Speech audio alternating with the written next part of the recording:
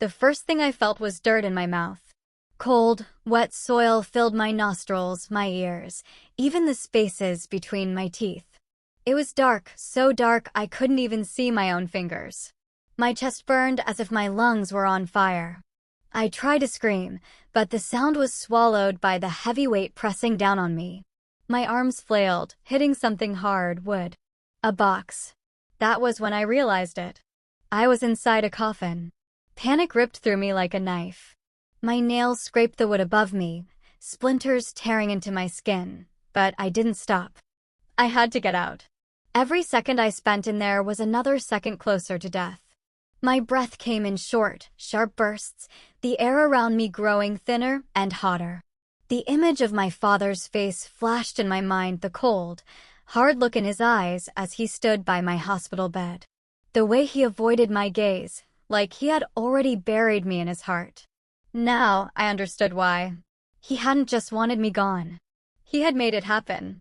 He buried me alive. I could almost hear the muffled sound of people crying above, their footsteps moving away from the grave. The funeral must have just ended.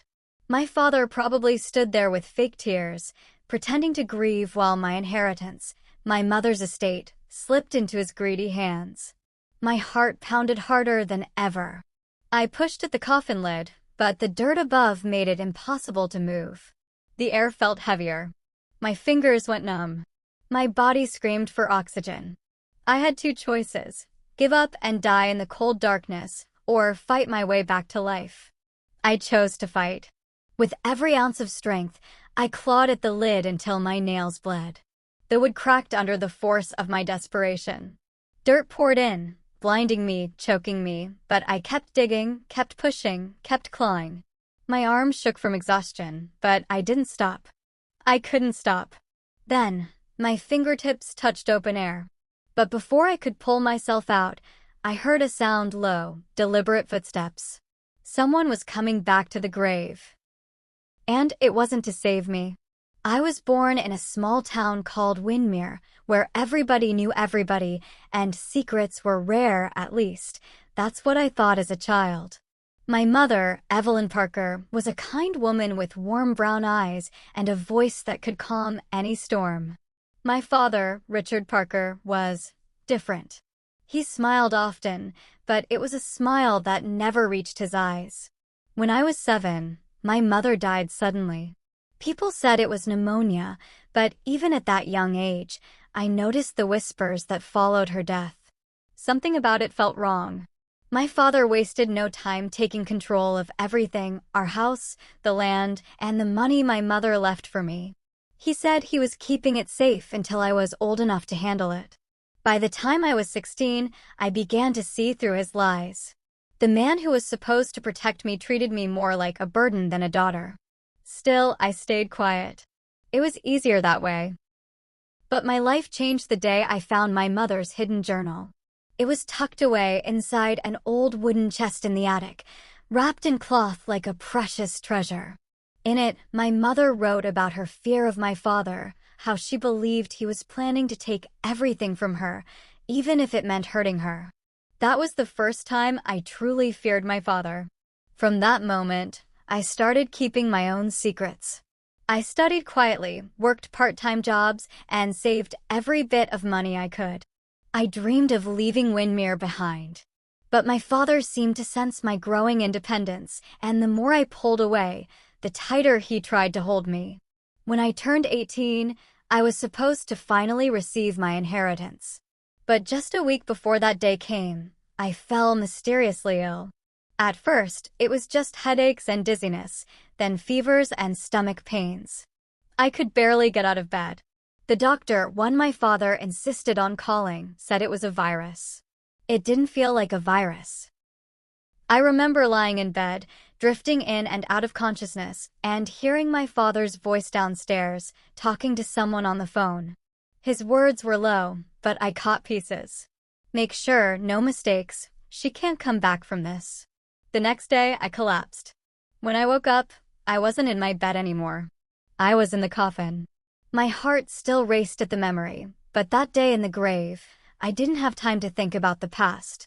I dug until my arms felt like they would snap, dirt falling over me like heavy rain. Finally, my head broke through the surface. I gasped for air, coughing out mud and grit. My eyes stung from the sunlight, but I didn't care. I was alive. That's when I heard the footsteps again, closer this time. I froze. A shadow fell over me. When I looked up, I saw him. My father. And he was holding a shovel. The sun was behind him, casting his face in shadow, but I didn't need light to see the truth in his eyes. There was no shock at finding me alive, no sign of guilt. Only cold, calculated disappointment, like a man whose plan had gone wrong. The shovel in his hands gleamed under the morning light, dirt still clinging to its blade. He didn't say a word. He just stared at me, breathing slowly, as if weighing his next move. I was too weak to stand, my arms trembling from the effort of digging myself out. My throat burned from swallowing so much soil, but I still managed to speak. "Why, Dad?" My voice cracked. "Why would you do this to me?" A slow smile curved his lips, but it wasn't the kind a father should give his child. It was the smile of someone who had already won. "You should have just stayed asleep," he said, his tone calm, almost gentle. "It would have been easier for both of us." Easier. The words sent ice through my veins. I realized then he wasn't surprised I had woken up. He had come back to make sure I didn't. Before I could react, he lifted the shovel high above his head. I rolled, my body screaming in protest, just as the metal blade slammed into the ground where I had been. Dirt exploded into the air, the sound of metal biting earth echoing in my father's boots crunched against the dirt as he closed the distance between us. Each step was slow, deliberate, like a predator cornering wounded prey. My body was still weak from whatever poison he'd used, but fear has a way of lending strength where there is none. I scrambled to my feet, nearly falling forward, and stumbled toward the line of trees beyond the graveyard. My breath came in ragged gasps, my vision blurring from exhaustion. Behind me, the shovel struck the ground again, this time so close that bits of dirt hit the back of my legs. "You can't run from me, Sarah." His voice carried across the empty cemetery, calm but sharp like a knife. "You're mine. Everything you have is mine." That last word, mine, ignited something in me. Rage. Pure and burning. I forced my legs to move faster, plunging into the shadow of the woods. Branches whipped against my face, the smell of damp earth filling my nose. I didn't know where I was going. I only knew I had to put as much distance between myself and that grave as possible. I heard him behind me for a while, his heavy footsteps snapping twigs, his steady breath, but eventually the sounds grew fainter. Still, I didn't stop. I couldn't. My mind kept replaying the moment I woke in that coffin, the weight of the soil above me, the sound of my father's voice at my bedside days before. He had planned everything. And if I hadn't woken up when I did, I would have been nothing more than a name on a gravestone by now. Hours later, I found myself on the edge of the next town. My clothes were caked with mud, my hands raw and bloody, my hair tangled with leaves. The people who passed me on the street looked at me with wide eyes, whispering to each other, but no one stopped to ask if I was okay. Maybe they thought I was some runaway. I ducked into an alley, collapsing behind a row of trash bins. My body shook uncontrollably, not from the cold, but from the crushing weight of what had happened. I thought about going to the police, but the image of my father smiling and shaking hands with the town sheriff came to mind. He had friends everywhere, people who owed him favors. If I walked into that station, I wasn't sure I'd walk out again. Instead, I decided to find someone who would believe me. That's when I remembered her, Mrs. Whitaker, my mother's oldest friend. She had always been kind to me, slipping me cookies when my father wasn't looking. She had once told me, "If you ever need a place to hide, my door will always be open." I just hoped she meant it. It was night by the time I reached her small farmhouse on the outskirts of town.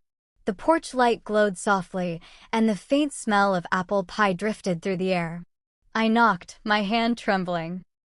When the door opened, Mrs. Whitaker's eyes went wide. "Sarah," she gasped.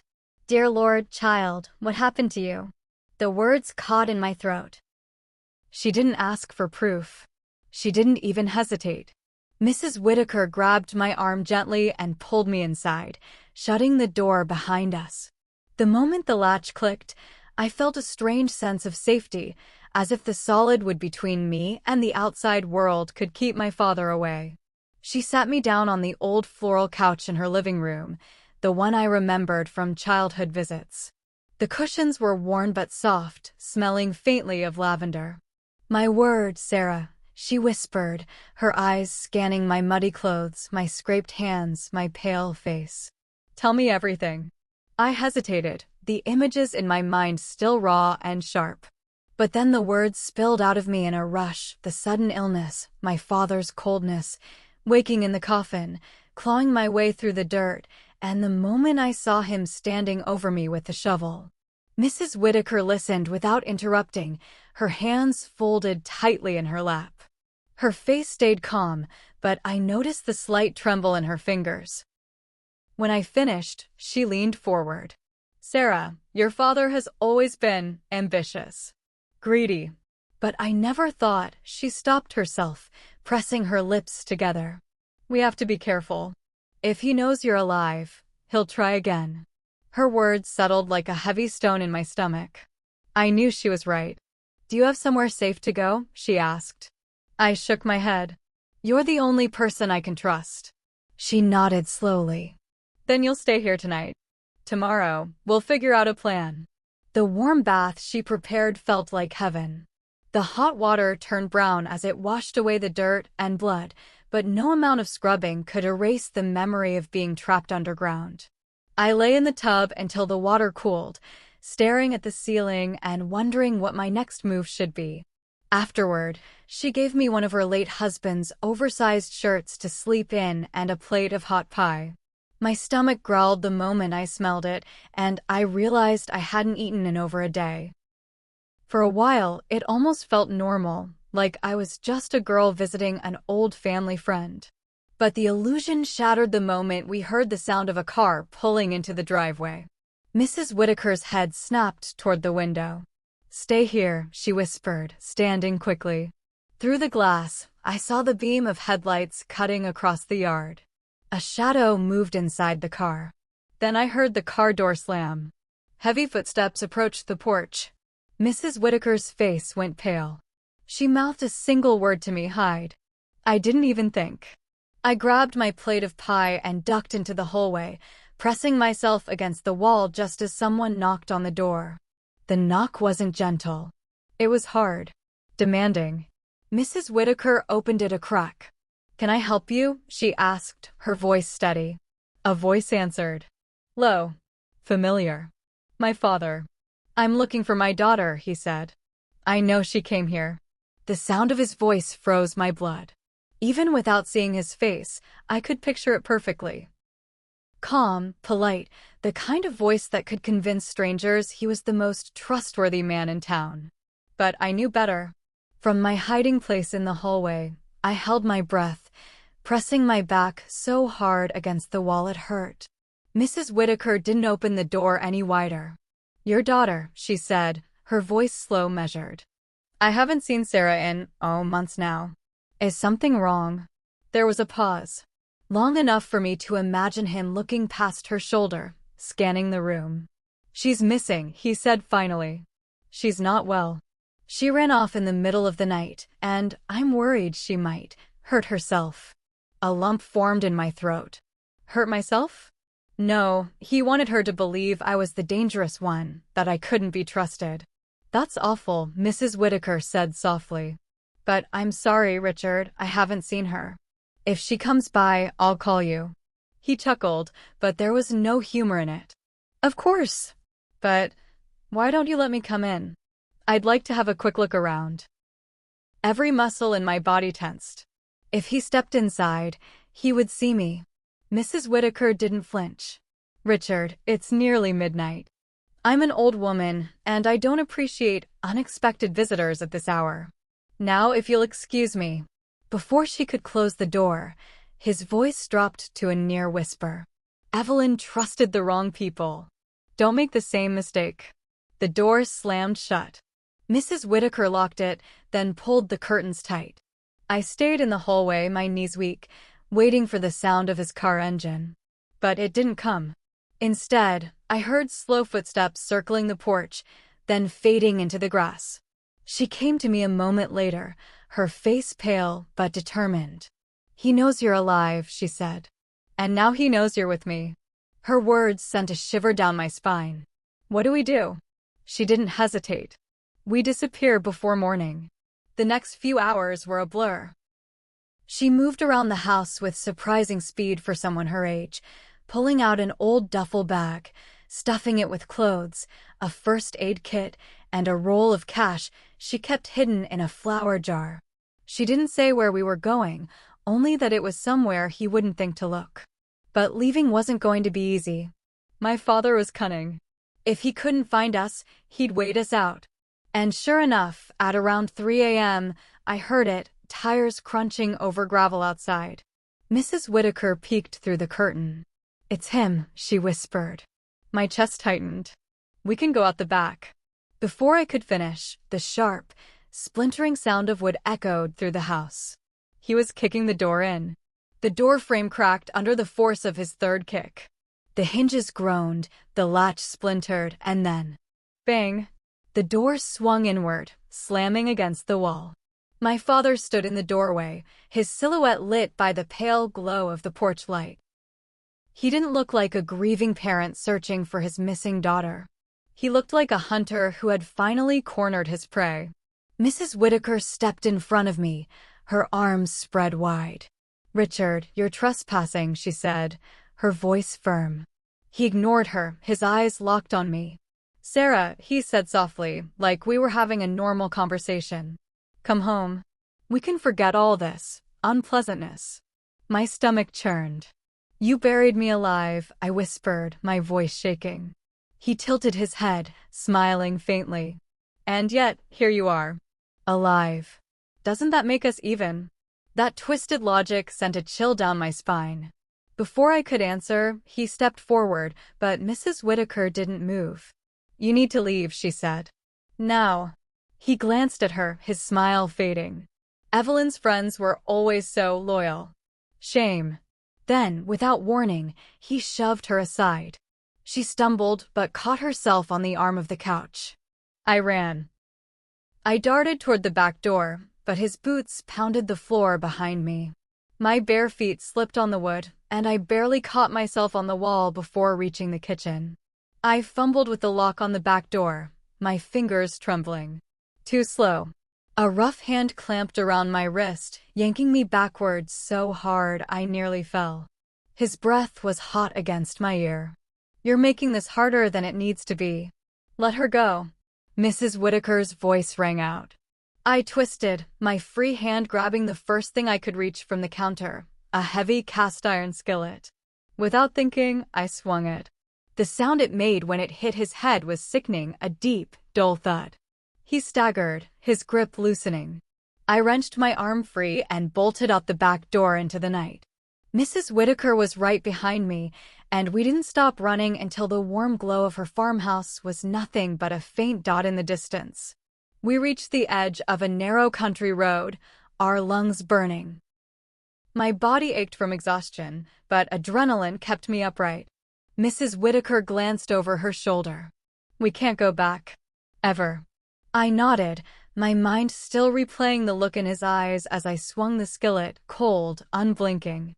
He wasn't going to stop. Not until I was gone for good. A pair of headlights appeared in the distance. Mrs. Whitaker stepped into the road, waving her arms. The car slowed, then pulled over. A man in his late 50s leaned out the window. "Everything all right, ma'am?" he asked. Before she could answer, another sound cut through the night, the rumble of an engine approaching from the opposite direction. I knew that sound. My father's truck. "Do you want me to keep Chapter 5 opening right on the truck coming toward them so it stays high tension?" That would give us another sharp cliffhanger moment before we slow the pace again. The deep growl of the engine sent a jolt of terror through me. I didn't need to see the truck to know it was his. My father's old Ford had a distinct sound, like metal grinding over gravel, that I'd heard my whole life. Mrs. Whitaker froze, her eyes starting from the man in the car to the approaching headlights. "Get in," she shouted, yanking open the passenger door of the stranger's vehicle. I scrambled in beside her, my hands shaking so badly I nearly dropped the seatbelt. The driver, still confused, glanced between us. "What's going on?" "Drive," Mrs. Whitaker snapped. "No." To his credit, he didn't argue.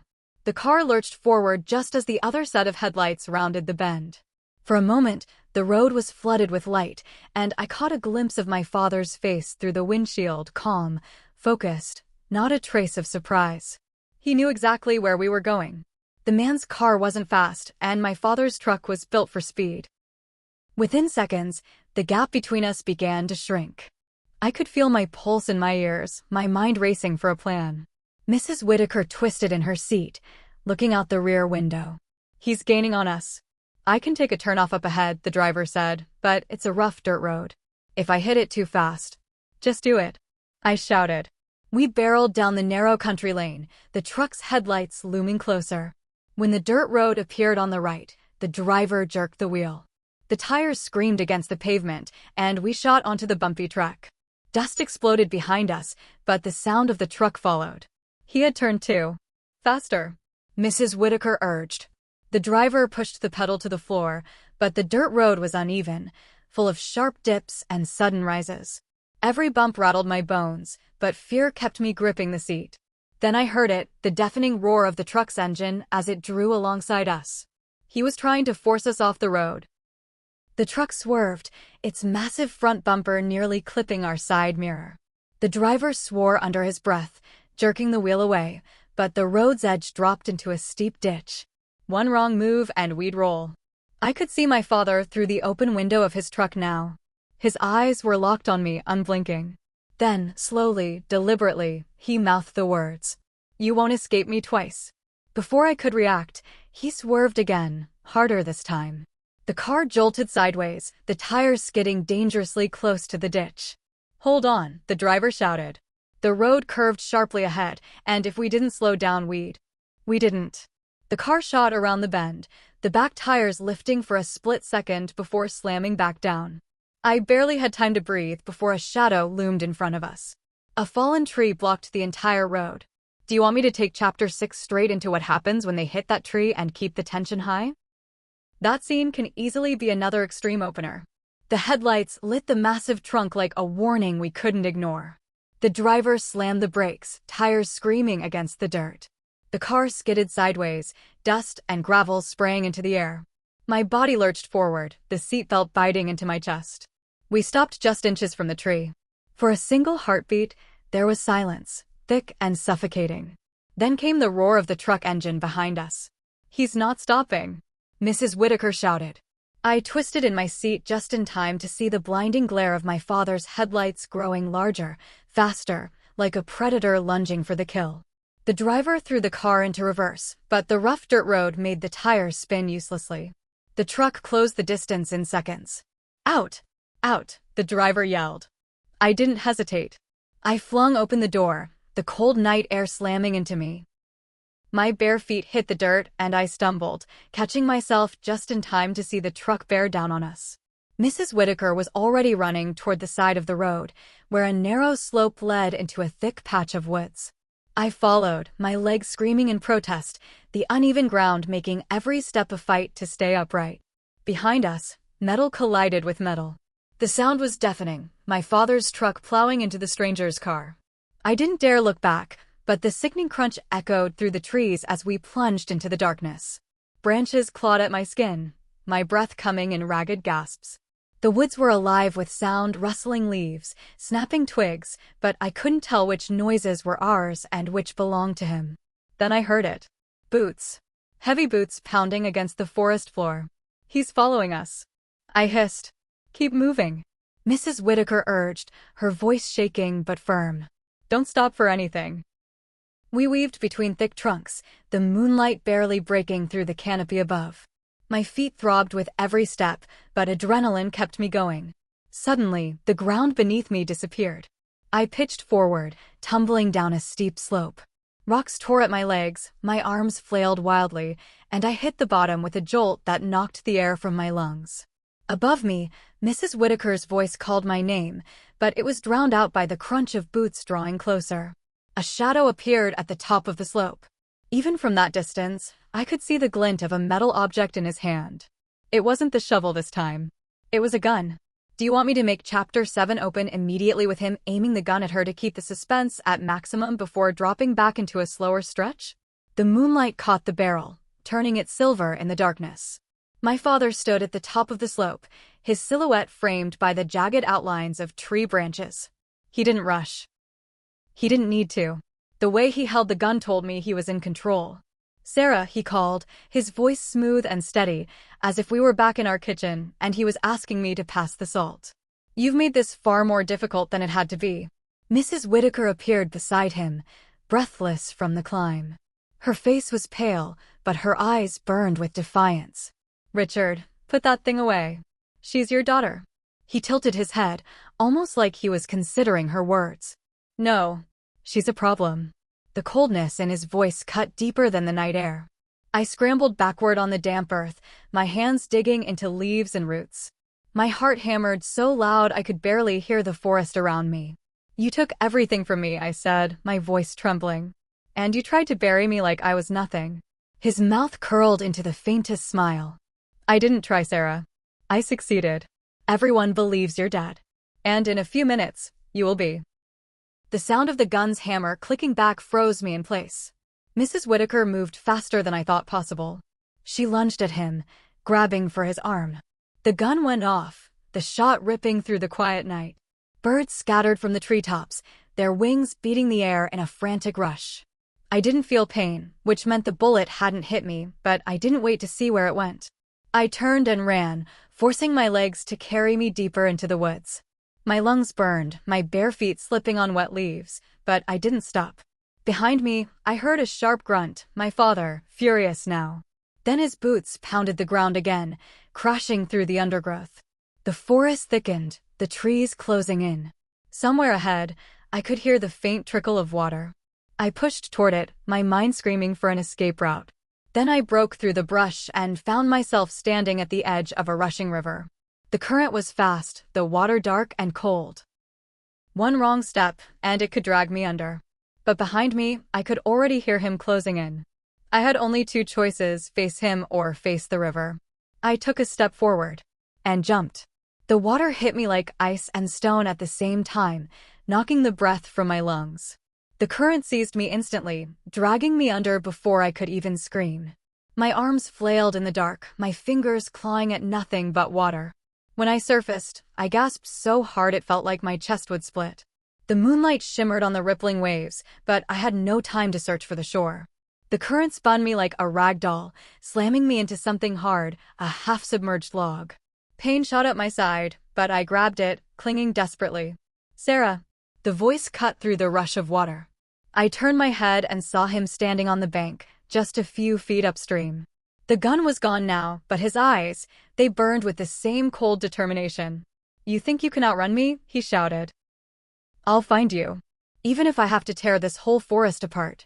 The current pulled me farther away before I could respond, spinning me around a bend in the river. He was gone from sight, but his words clung to me like the cold water soaking my skin. I drifted for what felt like hours, my muscles screaming, my fingers numb. The night sky blurred above me. Somewhere in the back of my mind, I knew I couldn't keep this up much longer. Then I saw it, a cluster of rocks jutting out from the riverbank. With the last of my strength, I kicked toward them, my arms shaking violently. My hands scraped against the rough stone as I pulled myself out of the water, collapsing on the muddy bank. The photograph was old, its edges curled, but there was no mistaking the man in it. My father stood beside the bearded man now offering me a chair, both of them younger, both smiling like old friends. My stomach dropped. You know him," I whispered, my voice shaking. The man glanced at the photo, then back at me. "Richard?" "Yeah, we go way back." He motioned toward the chair again. "Sit. You look half dead." I stayed on my feet, every muscle in my body tensed. "He tried to kill me." The man's expression didn't change. He simply studied me, his eyes scanning my face like he was trying to decide if I was lying or telling the truth. "That's a heavy accusation," he said finally. "It's not an accusation," I snapped, my voice breaking. "It's the truth." He buried me alive. For a long moment, the only sound was the faint ticking of a clock on the wall. Then, slowly, the man moved toward the table, pulled out a chair, and sat down. "I've known Richard a long time," he said. "Long enough to know he's not the kind of man you turn your back on. But if what you're saying is true," his eyes narrowed, "you must have something he wants bad enough to risk everything." I swallowed hard. "My inheritance. My mother's estate. He's been waiting years to take it." The man tapped his fingers against the table, deep in thought. "If you stay here, he'll find you. He always does." The way he said it made my skin crawl. "Why are you helping me then?" I asked. He leaned back in his chair. "I didn't say I was helping you. I said you could come in from the cold." The door creaked suddenly. I spun around, my heart lurching. The bearded man didn't move. He just looked past me toward the door and smiled. Boots stepped over the threshold. And there he was. My father. My father's shadow stretched across the cabin floor, long and menacing in the flickering light from the fireplace. He shut the door behind him without taking his eyes off me. "Sarah," he said slowly, as if tasting the name. "I told you, you can't escape me twice." The bearded man leaned back in his chair, looking almost amused. "You didn't tell me the girl you were looking for was your girl, Richard." "She's not my girl," my father said sharply. "Not anymore. She's an obstacle." My fists clenched. "I'm your daughter." He smirked. "Blood doesn't make you family. Control does. And you've been out of control for far too long." He took a step toward me, but I backed up until my shoulders hit the wall. The air felt heavy, like the walls themselves were closing in. "Where's the gun?" I asked, my voice low. His smirk widened. "Don't need it. You're weak, Sarah. You've been running for days. One shove, and you'll be back in the ground where you belong." Something in me snapped. I'd spent my whole life shrinking in his presence, letting his voice, his lies, and his greed make me small. But now, standing there, I realized something. He had already buried me once. I had clawed my way out. I wasn't the weak one.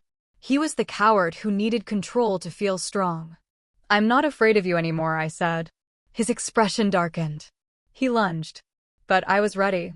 My hand shot out, grabbing the heavy iron poker from beside the fireplace. I swung it with every ounce of strength left in me. It connected with his temple, the same dull, sickening thud I remembered from the skillet. He staggered, dropping to one knee. "You should have stayed in that box," he growled. I swung again. This time, he collapsed completely, his body hitting the wooden floor with a hollow crack. The bearded man stood slowly, watching me. "You've got more fight in you than I expected," he said. I kept my eyes on my father's still form. "If you were really his friend, you'd know he doesn't stop." The man studied me for a long moment before nodding. "Then you'd better make sure this is the last time." When the sun rose over the forest, I was standing outside the cabin, my father's truck keys in my hand.